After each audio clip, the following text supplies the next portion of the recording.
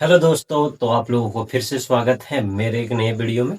तो मैं number system जो पढ़ा रहा था उसका पार्ट 2 लेके आ चुका हूँ, जिसमें मैं आप लोगों को बताने वाला हूँ जो कुछ संख्याएं छूट गए थे वो सारी चीज़ें के बारे में। तो चलिए शुरू करते हैं, टाइम को वेस्ट नहीं करते हैं। तो देखिए, सबसे पहले हमारे पास क्या है? सअभाज्य संख्या। सअभाज्य संख्या जिसको बोलते हैं हम लोग को प्राइम नंबर। क्या बोलते हैं? को प्राइम नंबर। ये क्या बोलता है कि वैसी संख्याएं की जोड़ी जिसका मासा एचसीएफ 1 हो, यानी कि हाईएस्ट कॉमन फैक्टर 1 हो। क्या बोल रहा है? संख्याएं का एक पेयर लेना है, नंबर का पेयर लेना है, और उसका अगर एचसीएफ 1 होगा तो वो हमारा क्या कहलाएगा?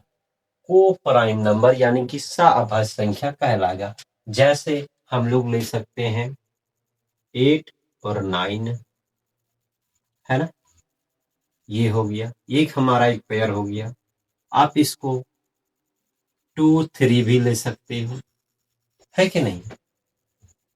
आप 5 और 6 भी ले सकते हो, मतलब 5 और 6। अब आप लोग यहाँ कंफ्यूज हो गए होंगे। कंफ्यूजन क्या होगा कि यहाँ तो लिखा हुआ है अभाज्य संख्या, अभाज्य संख्या। तो सोच रहे होंगे आप लोग कि अभाज्य संख्या कहने का मतलब है जो वैसी संख्या जो अपने और केवल एक से कटे। लेकिन आप जो यहाँ ले रहे हैं 8 और 9, ये तो हमारा दोनों तो भाज्य संख्या है, यानी कि कंपोजिट नंबर है।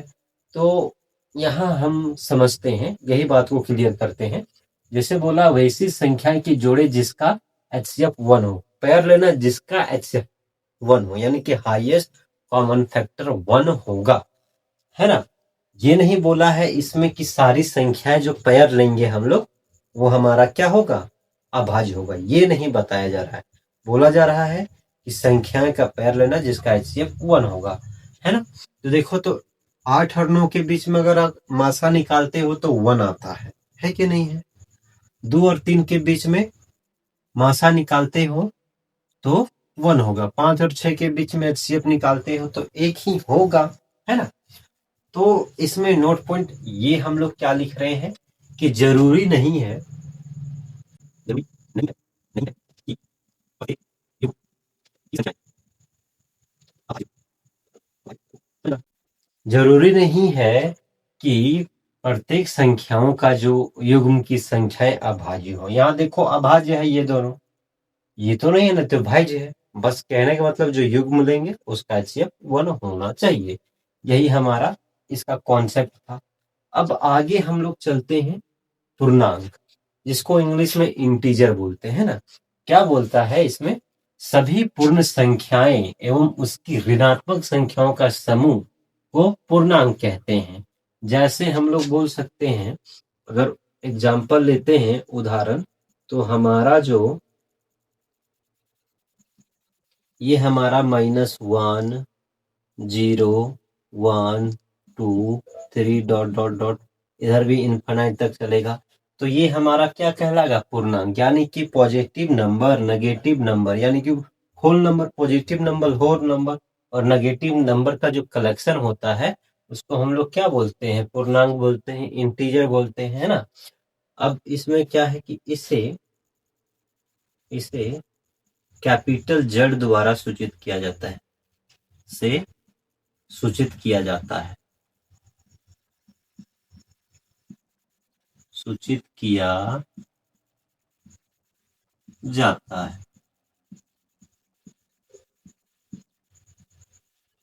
है कि नहीं? अब हम लोग देख लेते हैं परिमेय संख्या, जिसको इंग्लिश में हम लोग रेशनल नंबर बोलते हैं। मैं बहुत सारे जो हिंदी में बताता हूँ उसका नाम इंग्लिश में लिख देता हूँ, ताकि जो इंग्लिश मीडियम के बच्चे हैं अगर वो भी देखेंगे तो वो समझ जाएंगे, ठीक है? जैसे रेशनल नंबर क्या बताता है हमारे पास, कैसी संख्याओं को रेशनल नंबर बोल सकते हैं? बोला है वैसी संख्याएं जिसे p/q के रूप में लिख सकते हैं। अब ये p/q क्या है? ये हमारा एक भिन्न, एक फ्रैक्शन का फॉर्म है। हम लोग अगर कोई फ्रैक्शन लिखते हैं तो p/q के फॉर्म में लिखते हैं ना। तो वही संख्या है कि अगर कोई भी नंबर को फ्रैक्शन के फॉर्म में लिख लेते हैं, हम लोग भिन्न के रूप में लिख लेते हैं, तो वो हमारा रेशनल नंबर कहलाता है ना। अब यहाँ एक नोट पॉइंट ध्यान में रखिएगा, क्या बोला गया है, जहां P और Q एक पूर्णांक होगा एवं Q equal to not zero. अब देखो कंफ्यूजन, P और Q एक पूर्णांक यानी कि जीरो भी हो सकता है, लेकिन स्पेशली एक चीज लिखा हुआ कि Q का वैल्यू जीरो नहीं होना चाहिए। अब क्यों नहीं होना चाहिए अभी मैं बताता हूं, लेकिन उदाहरण के तौर पे अगर आप लिखना चाहते हो तो 22/7 ये हमारा एक एग्जाम्पल हो सकता है। अब 5/7 ये भी हो सकता है ना। 4/9 ये भी हो सकता है ना। अब देखो Q जो नीचे है वो जीरो नहीं हो सकता है। क्यों नहीं हो सकता है अभी मैं आप लोगों को बताता हूं, ठीक है। एक बात बताओ, आपके पास दो कॉन्सेप्ट निकल के आते हैं। मान लो एक कोई नंबर है, ठीक है, एक कोई नंबर है, कुछ भी हो सकता है, 1 2 3 4, जीरो को छोड़ दो, जीरो नहीं, और नीचे का वैल्यू अगर हम लोग जीरो ले लेते हैं तो इसका वैल्यू क्या आएगा। अब बताओ कि अगर एक कोई नंबर है, जीरो को छोड़ के, जीरो के अलावे 2 3 4 5 1 कुछ भी हो सकते हैं, और नीचे अगर जीरो है तो इसका वैल्यू क्या हो सकता है। अब ध्यान से देखो, एक हम सिंपल भाषा में समझाते हैं। अगर मान लो आपके पास 20 रुपया है और जीरो लोगों में बांटना है, बटेगा क्या, इम्पॉसिबल है, नॉट पॉसिबल। अरे मतलब आपके पास 20 रुपया जीरो लोगों के बीच में बांटना मतलब वो है ही नहीं, पॉसिबल है नहीं है, मतलब वो है ही नहीं, तो किस में बांटोगे, तो नॉट पॉसिबल, यानी कि इसका वैल्यू आपको इनफाइनाइट आएगा, नॉट पॉसिबल, अपरिभाषित, अपरिभाषित, ठीक है। इसको हम लोग परिभाषित ही नहीं कर सकते हैं। अब जब ये फॉर्म में तो आया ही नहीं, तो ये हमारा क्या होगा, एक हमारा तो रेशनल नंबर का या प्राइमेय संख्या का जो हमारा क्राइटेरिया है वो पूरा हो ही नहीं रहा है कि नहीं, नहीं हो रहा है। और दूसरा कंडीशन क्या बनता है कि अगर आपके पास 0/a है, ऊपर में जीरो, एक कोई भी नंबर हो सकता है, 1 2 3 4 5 6 डॉट डॉट डॉट डॉट कुछ हो सकते हैं। तो एक बात बताओ, फिर सिंपल भाषा में आप लोगों को समझाता हूं। अगर आपके पास एक भी रुपया नहीं है, 0 रुपया है, कितना है, जीरो है, और आपको बोला है एक जगह चलो ले लेते हैं, कोई 5 आदमी में बांटना है। अगर आपके पास 0 रुपया है, 5 लोगों में बांटना है, तो आपके पास कुछ है ही नहीं, तो उसको क्या बांटोगे, जीरो ही, कुछ नहीं मिलेगा, जीरो ही मिलेगा, तो उसका वैल्यू क्या आएगा, जीरो होगा। तो ये हमारा एक तरीके से आ, हमारा जो है ना वो हमारा P/Q के फॉर्म में दिख रहा है, और ये इसका पॉसिबल है, इसलिए ये हमारा परिमेय संख्या में आएगा। तो ये हमारा दो कंडीशन है, इसलिए Q जीरो नहीं हो सकता है। आया समझ में। चलिए आप देखते हैं अपरिमेय नंबर, सॉरी अपरिमेय संख्याएं। थोड़ा सा मिक्स हो जाता होगा, हिंदी इंग्लिश दोनों को लेके चल रहा हूँ ना, बस डेफिनेशन सिर्फ हिंदी में लिख रहा हूँ। मायने रखता है समझना, लैंग्वेज तो एक बड़ी बात नहीं है, कोई भी सीख सकता है। अब हमारे पास अपरिमेय संख्या जस्ट इसका उल्टा बोला है कि वैसी संख्या जिसे P/Q के रूप में नहीं लिख सकते हैं उसे हम लोग अपरिमेय या इरेशनल बोलते हैं। जैसे हम लोग रूट में वैल्यू लेते हैं, जैसे √5 एक हमारा अपरिमेय संख्या, √3 ये सबको P/Q के फॉर्म में नहीं लिख सकते हैं। पाई अब एक चीज यहां क्लियर करते हैं, अगर पाई बोलेगा तो अपरिमेय, अगर इसका वैल्यू बोलेगा 22/7 तो परिमेय, पाई बोलेगा तो अपरिमेय, और इसका वैल्यू बोलेगा तो परिमेय, है ना।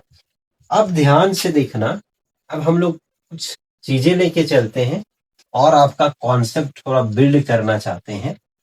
आपके पास अगर √7 है और आपके पास √9 है, √7 है, √9 है। अब यहां अगर हम बोलेंगे कि ये हमारा अपरिमेय होगा, अपरिमेय, ठीक है, अपरिमेय होगा और ये हो जाएगा हमारा परिमेय। अब लीजिए यहां भी कंफ्यूजन हो गया कि नहीं।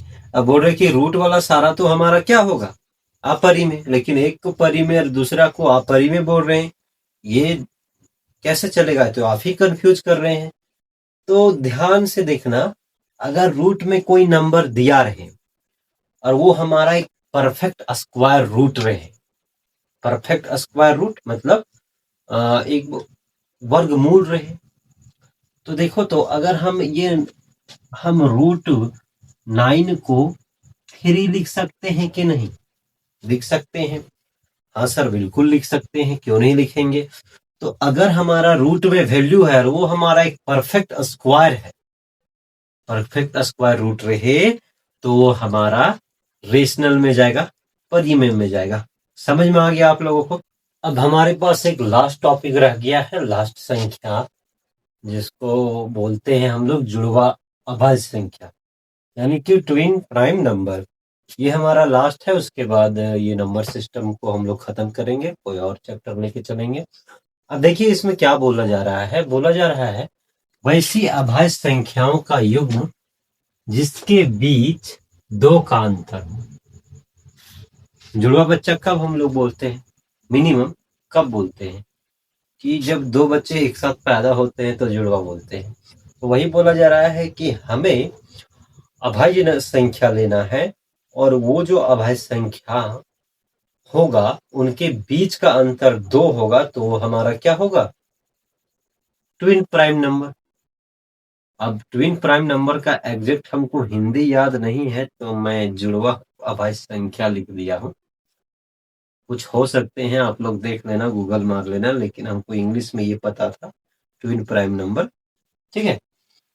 तो हम लोग एग्जाम्पल लेके चलते हैं। जैसे आप देखो, अगर एक एग्जाम्पल 2 और 3 लेते हो, यह अभाज्य संख्या का पेयर है ना, और इसमें डिफरेंस 2 का है। अगला